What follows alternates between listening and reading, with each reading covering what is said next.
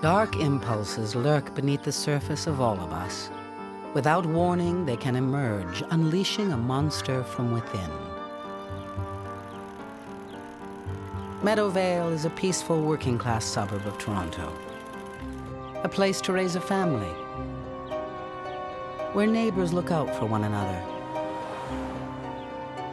There's a great park nearby where kids can safely hang out. And in the heart of the park is Lake Aquitaine, named after the famous Scottish lake, which is said to be haunted by the Loch Ness monster. As darkness falls, the park is particularly inviting for teenagers. But all that changes one balmy spring night.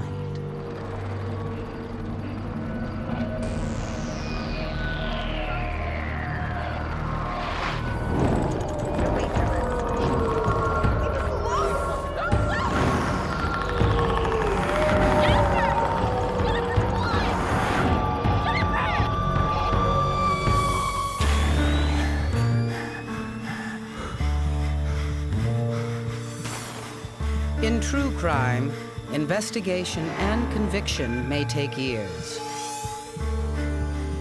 But every detective knows that the crucial clue is always there, somewhere, in the first 72 hours.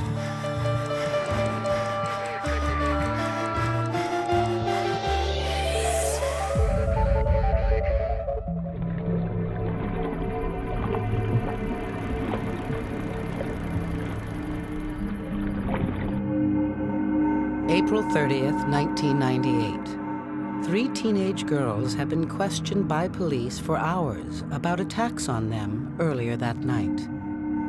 The series of assaults began with Jennifer and her girlfriend walking home through the park around 8 p.m. We saw this guy on a bike. He didn't really think too much, so we kept walking. And my friend said, "Turn around, tell me if that guy's following us." So I turned around and I said, "Oh my gosh, yeah, he is following us." He approached the girls and propositioned them, offering them $20 for sex. When they told him to forget it, he exposed himself and started masturbating in front of them. When I saw him masturbating, I was freaked out. It wasn't funny at all. It was completely a shock. Martha, the victim of a second assault, reports an even scarier encounter to the police. It was about 11 p.m. She too had been approached by a man on a bicycle who demanded sex for money. She told him to get lost. This got the guy riled. He grabbed her, wouldn't let up. But she was able to break away before he could do any further harm. Martha wasn't the last one assaulted tonight. There's been another victim. But this woman wasn't able to get away. The attack on her escalated to a violent rape. The investigation has been assigned to Detective Blaise Doherty, who's just finished interviewing the latest victim, Rachel. All the girls that we dealt with that evening were between 15 and 17, very young, and certainly something like this was a traumatic event for them. The oldest girl that I dealt with, 17, she'd been through the most that evening. The 17-year-old girl had been violently attacked and punched, and during the attack, her glasses had been knocked off and smashed.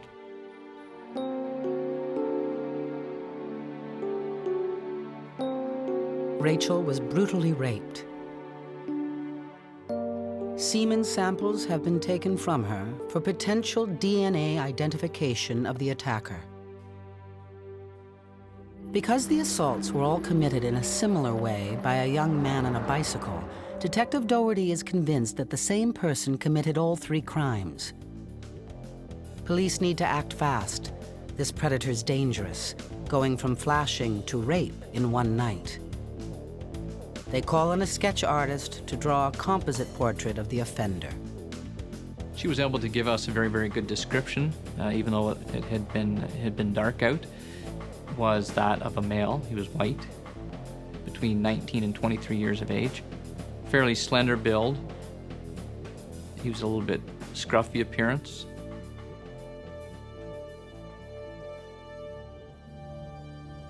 Any situation where there's a serial sex offender at large, then obviously the stakes are much higher.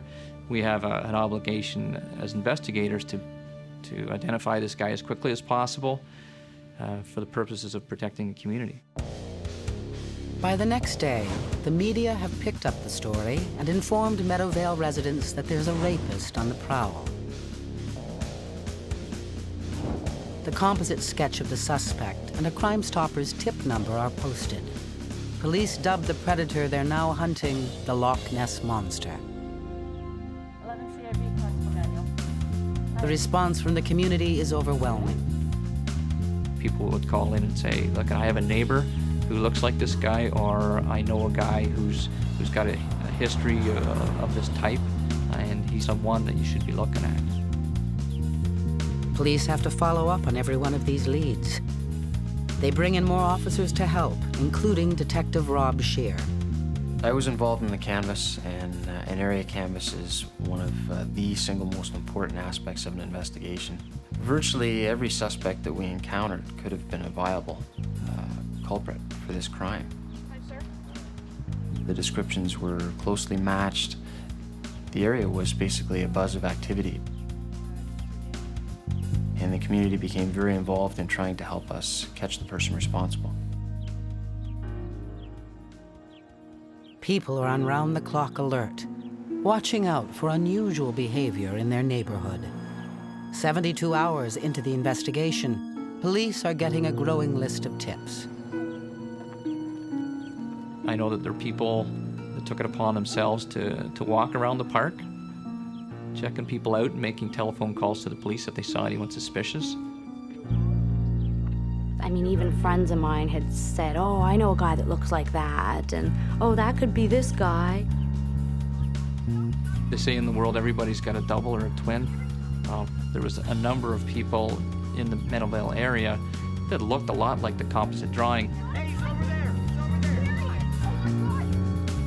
Some of these guys were being approached by people that lived around them and said, hey, you look like that rapist guy.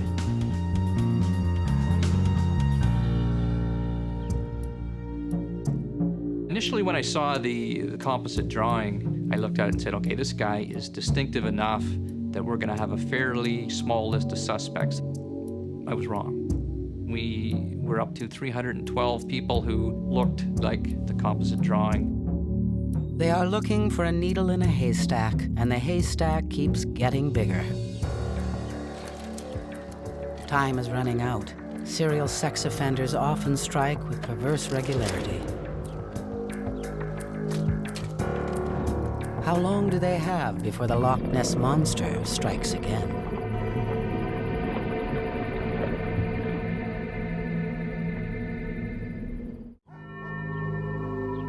The community of Meadowvale, especially the teenage victims, have been terrorized by a sexual predator. Rachel, the victim of rape, has been devastated.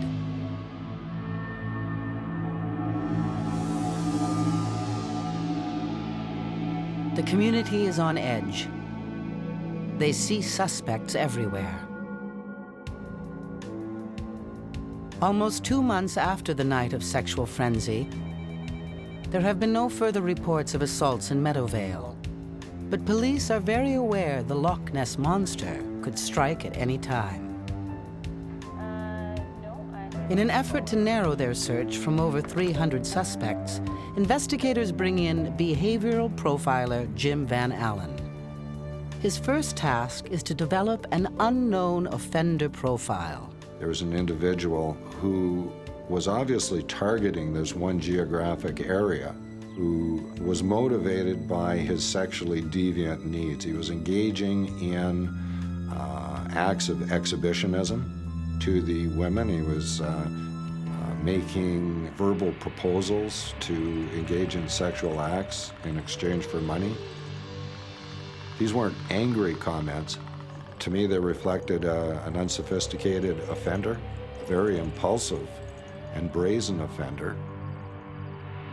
It's believed that only 15% of these people will ever escalate to the more serious hands-on sexual assaults.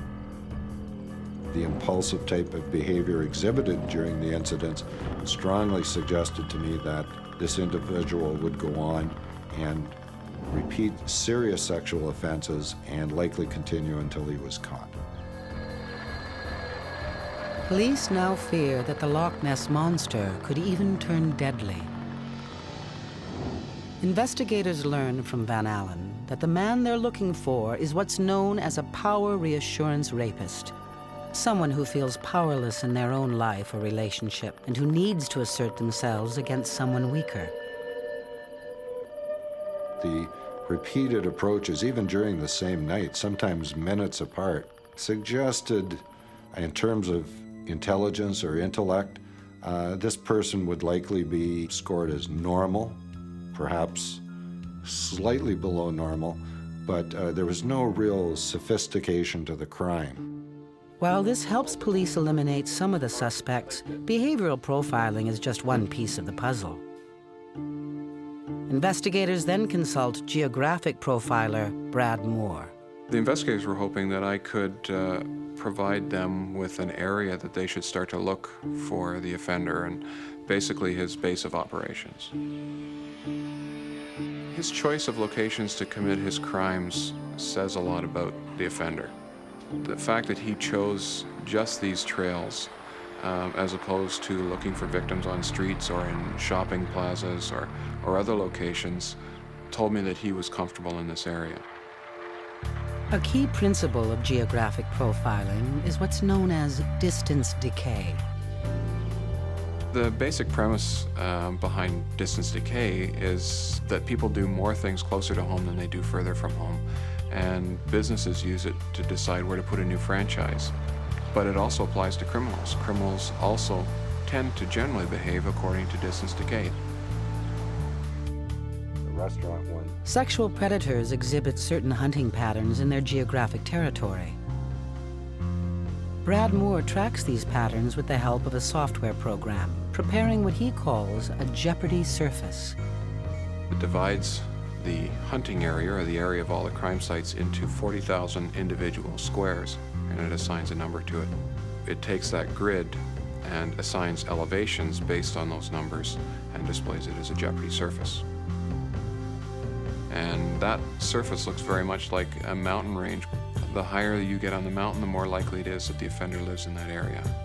If they have a list of persons of interest, they would prioritize those that live closer to the peak first for further follow-up.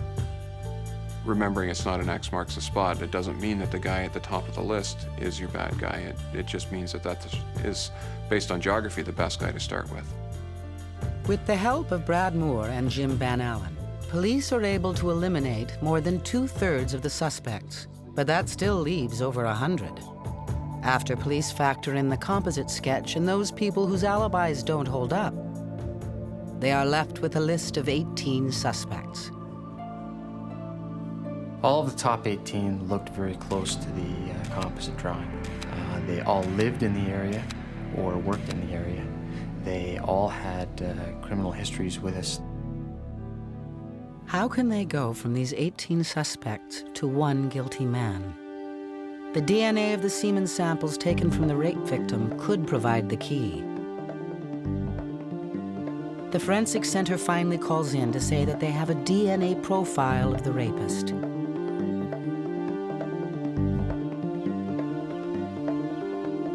It's now nearly 3 months since the crime, and police need to compare the DNA taken from the semen on the rape victim to the DNA of their suspects. They start with their top 4.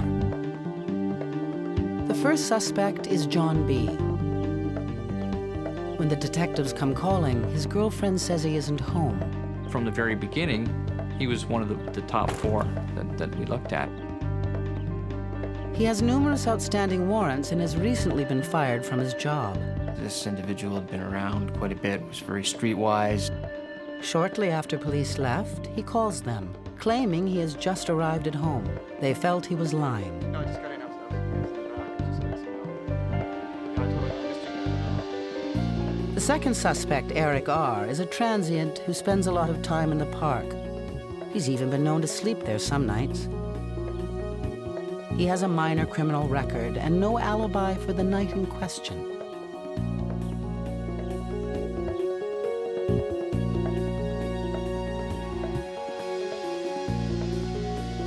The third suspect, Paul W., has been known to follow girls in the neighborhood.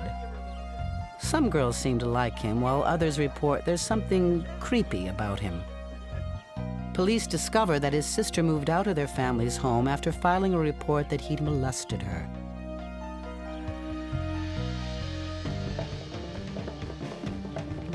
The fourth suspect, Marvin P., had come to police attention based on a Crime Stoppers tip. When police decide to interview him at home, they discover he has moved out of the neighborhood and back in with his ex-girlfriend on the other side of town. Like some of the other suspects, he looks quite different from when he was originally interviewed.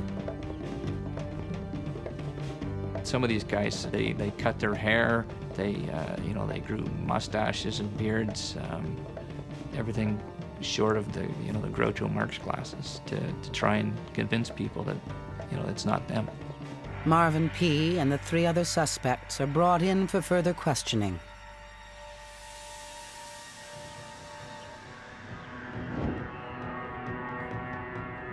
Is one of them the rapist? Or is the Loch Ness monster still out there, about to slip through their net?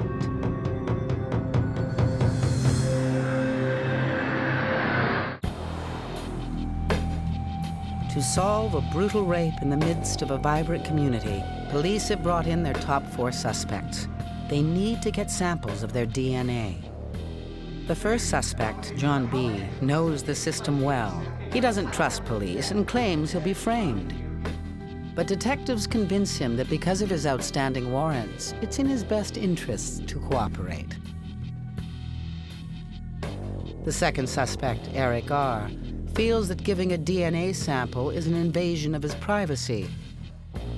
But he reluctantly agrees for fear of appearing guilty.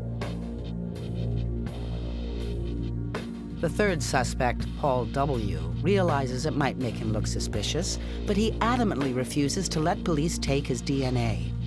He won't tell them why.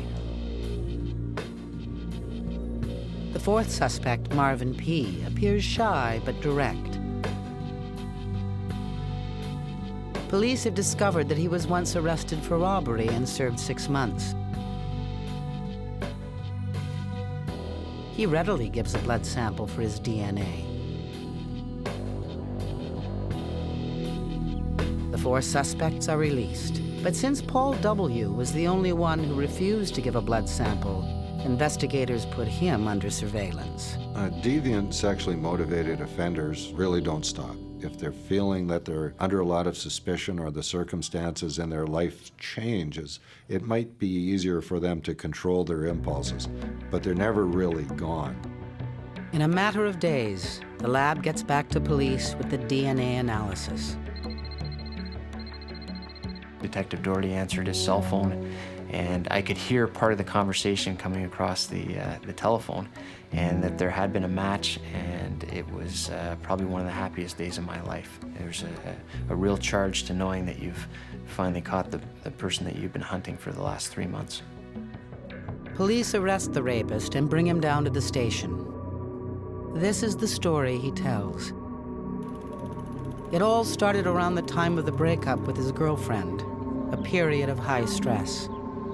This concurs with the profile constructed by Van Allen. It's not unusual at all for these people to wait until some peak period of stress in their life to go out and commit their offenses. And this is a way that they can attempt to rebalance their life and make themselves feel better about themselves. Sex crimes of this nature are all about power and control. Very little has to do with actual sex.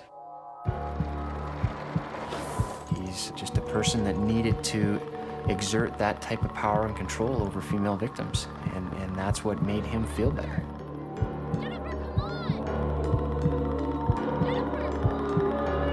After his first pathetic attempt to entice the girls into sex failed, this powerless man became more bold.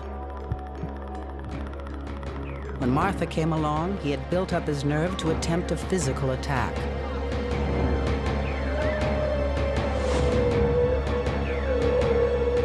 By the time Rachel appeared, he had worked himself into a sexual frenzy. Marvin Payne needed to have absolute power, and he found it in rape.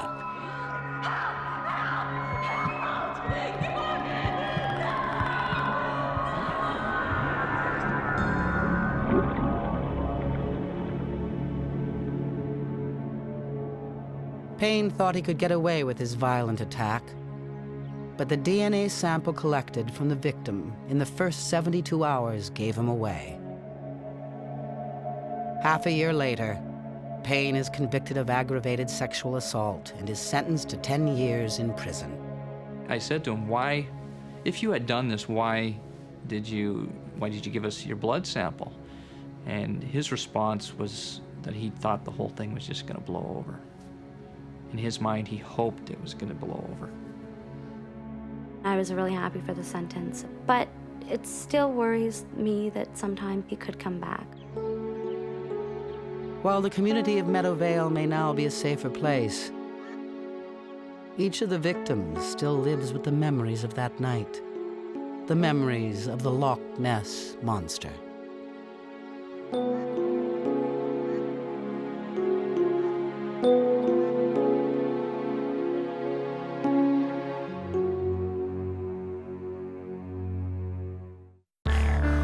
The stories on 72 Hours are true. The detectives and forensic scientists are the ones who actually worked on the case. The names of the convicted are real.